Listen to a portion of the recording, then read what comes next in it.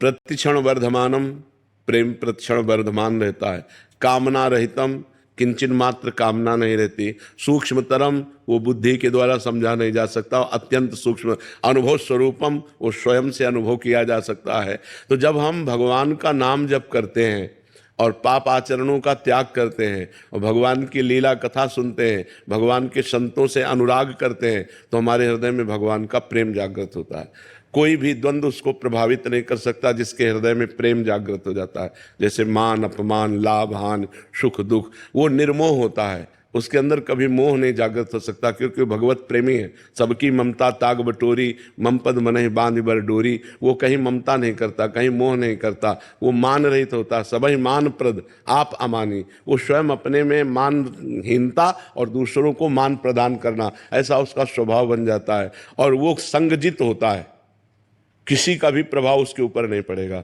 कामिनी, नाना प्रकार की संपत्ति, नाना प्रकार की प्रशंसा, मान, प्रतिष्ठा, इसका कोई भी नहीं। जित संग दोषा होता है, उसके अंदर किसी भी दोष का प्रभाव नहीं जागृत हो सकता। जैसे भुने हुए चने को कितना भी आप खाद पानी लगा के बो दो, कभी जगेगा नहीं। ऐसे वो जिसके हृदय में प्रेम जागृत हो जाता है, वो विनिवृत्त कामा, समस्त कामनाएं उसकी शांत हो जाती हैं। कभी उसमें काम आदि दोष स्फुरित नहीं हो सकते, कोई भी द्वंद्व उसको प्रभावित नहीं कर सकता।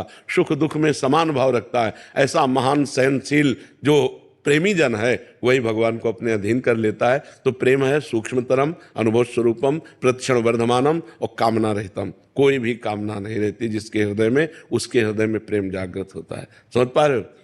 ममता, स्नेह, कामना, आसक्ति, राग, इन सब का संसार से नाश हो जाता है। एकमात्र भगवान में ममता, एकमात्र स्नेह भगवान में, एकमात्र आसक्ति भगवान में, एकमात्र चाहत भगवान की, ये प्रेम का स्वरूप है।